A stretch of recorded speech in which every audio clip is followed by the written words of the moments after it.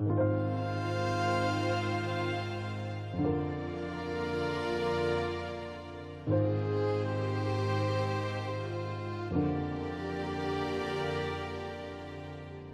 がり越え奈良街道。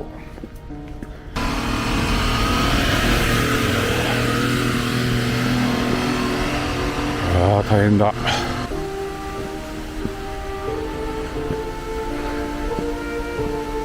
そして棚田が作られています。いやいや、なんか感動的だな。ずっと来たいと思っていたから。一つの集落ですけど、奈良県と大阪府に分かれてるんですね。あそこの卵か。暗がり峠の卵。いやー、素晴らしい景色だね。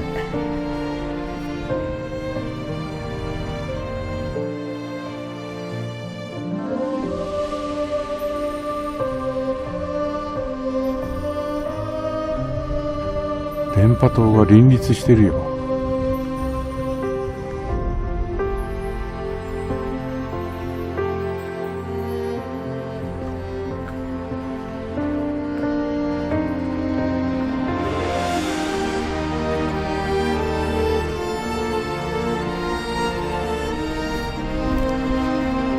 すごい眺めです。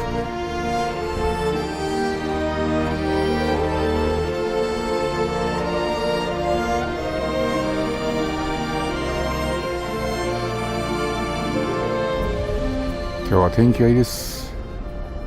朝ということもあって大阪の街に光がバチッと当たっております。御堂筋の高層ビル街、そして天王寺のあべのハルカス、山坂の住宅地を歩くの関西編、生駒山麓の住宅地を次々と歩いておりますが、今日もですね、生駒山麓の西六から始まります。ここは、額田というところ、近鉄奈良線の額田駅、そこから山の方にちょっと登っていったところですね。途中ね歩いてきましたら、おなじみの桜並木、それからちょっと古い住宅もありましたので、割と早い時期にですね開発された町だと思います。ネットで調べると昭和初期に開発されましたなんて書いてありました。額田山荘という住宅地。今日はねここから暗がり峠奈良街道という、古い道、奈良と大阪を結ぶ古い道を大阪の方から歩いていきまして、有名な暗がり峠という集落を越え、奈良の方に降りていきます。はい、この道が暗がり越え奈良街道。まっすぐね生駒山の稜線に向かっております。昔全国の街並みを、私と同じように歩いてる人がいましてね、その人と話したときに、ぜひね暗がり峠行ってみなさいよと言われましてね、それからですねいつか行ってやろうと思ってたんですけど、なかなかね機会がなくて、今回やっと行くことができました。この道ですね、一般国道308号線です。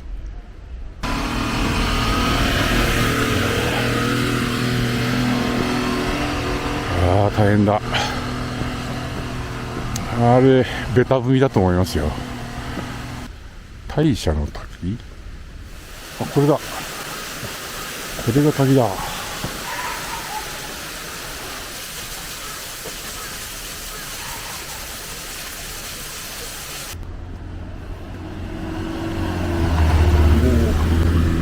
タクシーが登ってったぞ。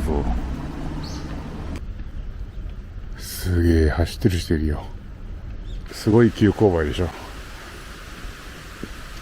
ここはねひねってるからね、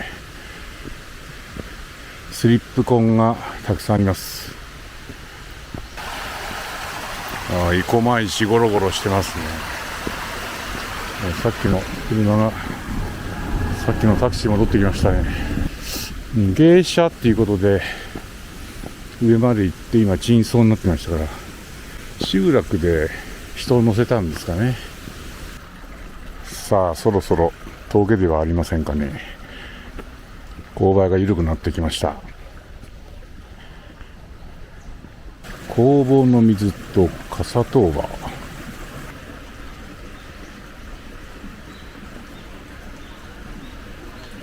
暗がり峠の集落だ。結構広いですね。平地がね、緩やかな斜面が広がっています。そして棚田が作られています。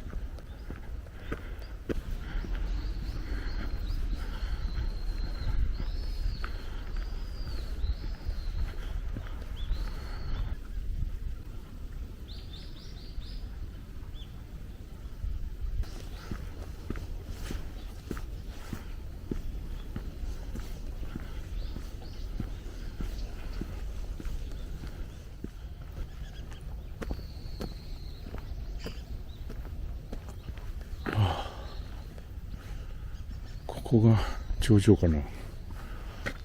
河内平野を横切り、生駒山地を越えて大阪と奈良川を結ぶ街道としては、北から中海人越え、暗がり越え、十三峠越え、亀の瀬越えなどがあり、これらとは別に枝道としていくつもの山越えの道が古くからありました。河内屋、油屋など20軒近くの茶店や旅籠がありました。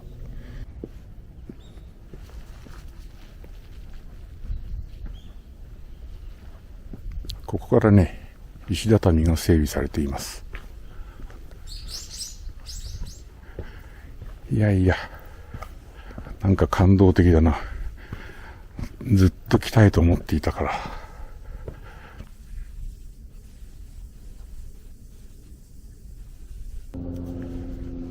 一つの集落ですけど、奈良県と大阪府に分かれてるんですね。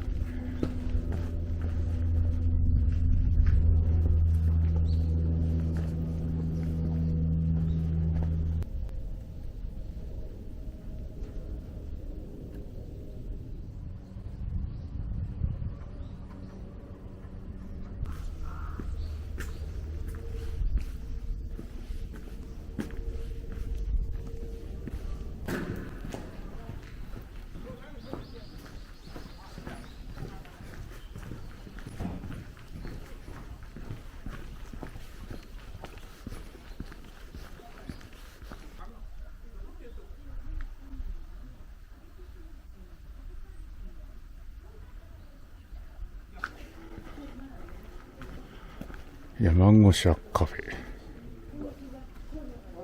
ェ。いい。いい景色だね。奈良盆地。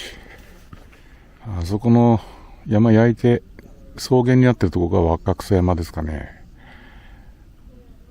奈良市街。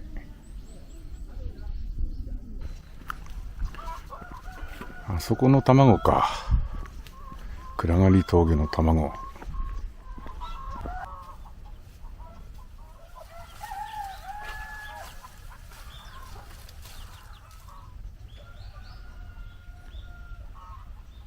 西畑集落。天坂の村ですね、これは。よいよいよいよいよ。いいですね。石垣と張り出した家の関係。上の、山の上にね、電波塔がありますけどね、あそこが生駒山です。山頂。そのふもとですね。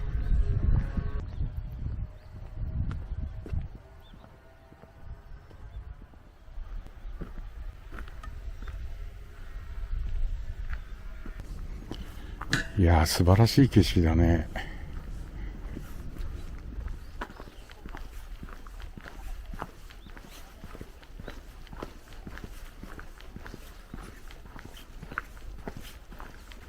こんなところにね、スリランカ料理の店があるんだよ。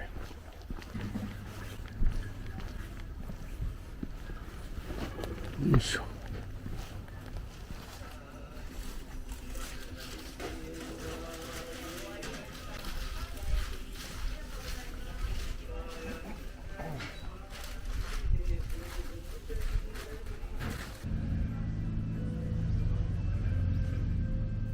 ここの石垣もね、でっかい石を使ってますよ。だいたいこの辺りでですね、標高が250メートル、そこから300メートルぐらいにかけて、集落、あるいは住宅地がですね、等高線に沿って連なってますね。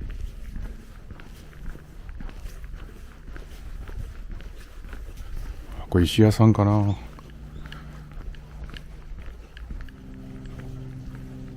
これ石を切る機械ですよ。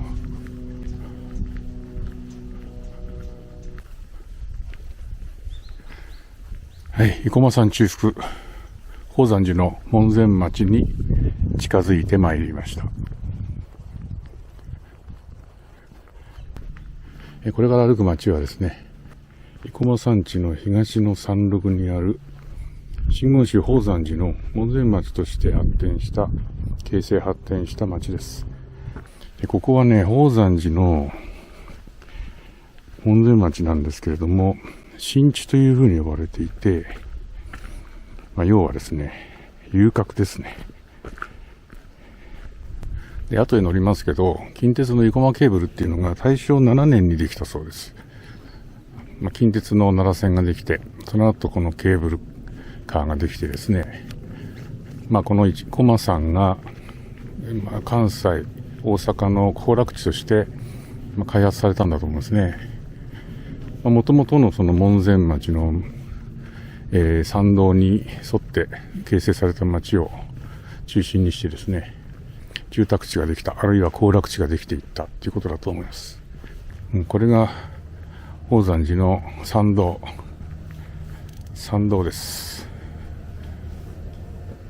左行くとお寺の方行くと、後でねこれ降りますんでね、まずね宝山寺の駅に行って生駒山の山頂まで行ってみましょう。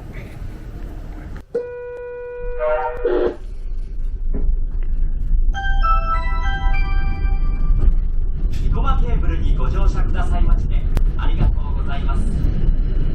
次は梅屋敷でございます。ス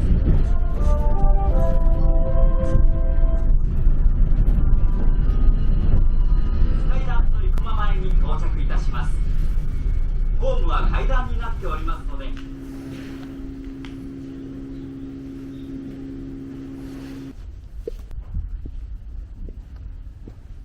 生駒三条遊園地アミューズメントパーク。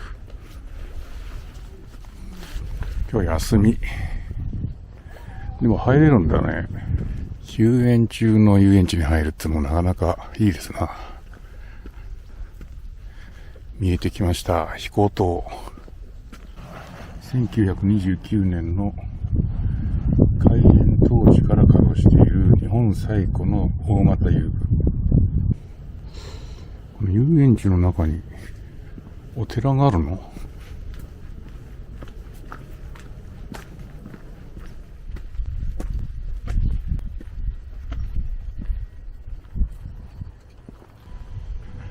電波塔が林立してるよ。迫力あるねこれ。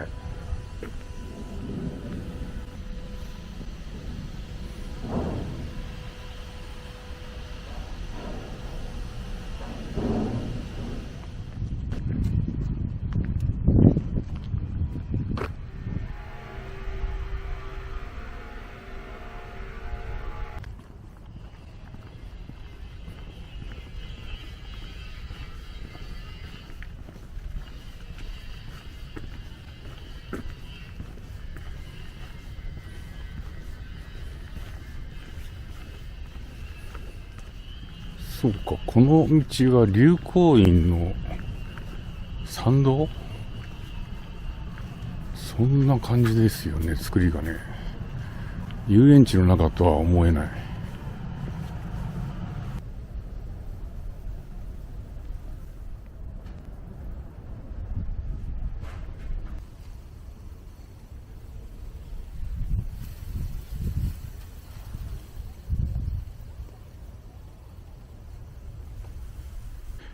生駒三条駅のところから門前町の方に降りていきます。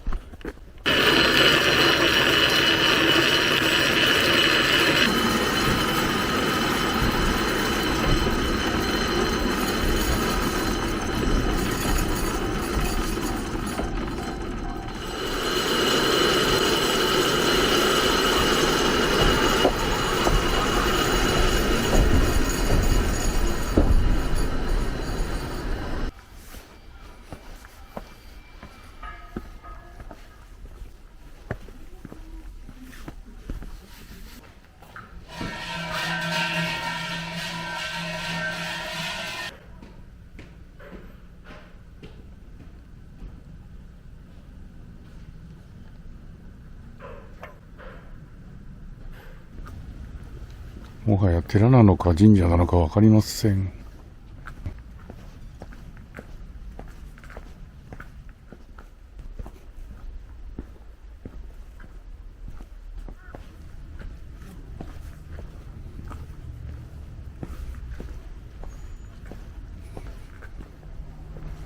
ということで、これがメインストリートです。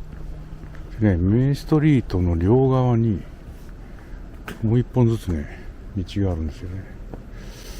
まず東から行ってみますか。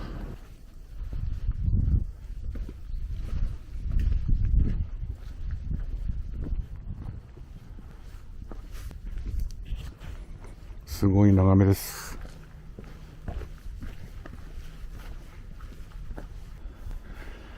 で、メインストリート商店通りは、これを左行くんですけどね、看板が出てます。もうね、右側にもあります。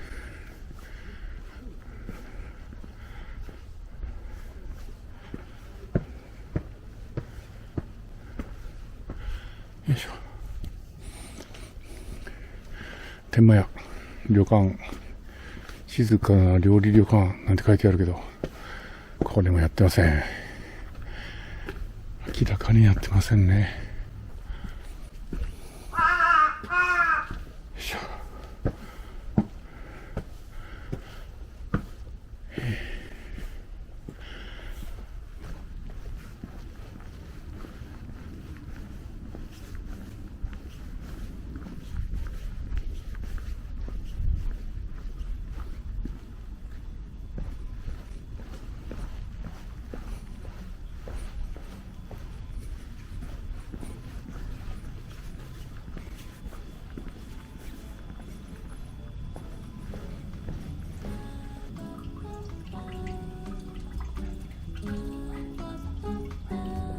古い地形図見ますと、明治の後期のところではもちろん鉄道が通っていなくて、でこの参道はあるんだけど家がないと。で大正8年でしたっけ、鉄道ができて、でこの道ができまして、この道の両脇にですね、住宅が立ち並んだということなんですね。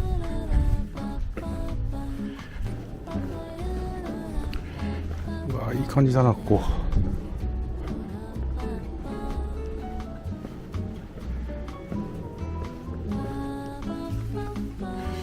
で高いところに住むのがやっぱり避暑なんでしょうね。涼しい、高いところは涼しい、もうそれが目的なんじゃないですか。眺めがいいっていうのもあるんですけど、軽井沢じゃないですけれども、標高が高ければ涼しい。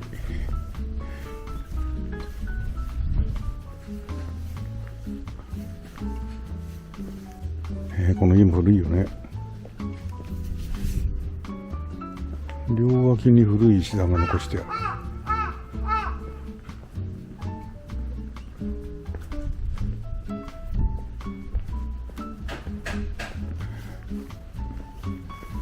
ケーブルカーがなければ成り立たないよ。こ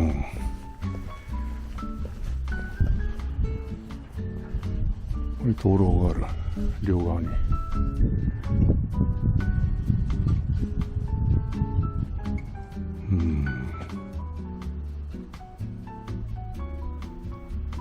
いやー高いね。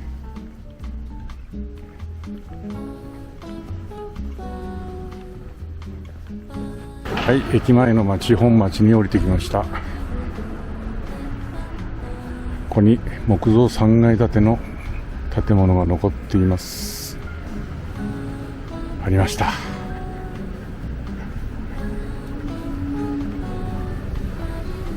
よく残ってんね、これ。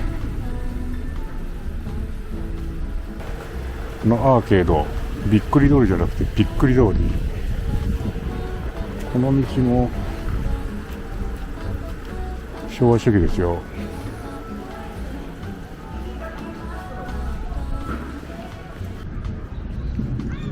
生駒駅から近鉄奈良線でトンネルをくぐりましてね、最初に来ました石切の駅前に戻りました。まさかの住宅地関西編生駒山地が終わりました。なかなか手強かったですね。それでは次回六甲山地の第2回をお送りしたいと思います。また次週お会いしましょう。さようなら。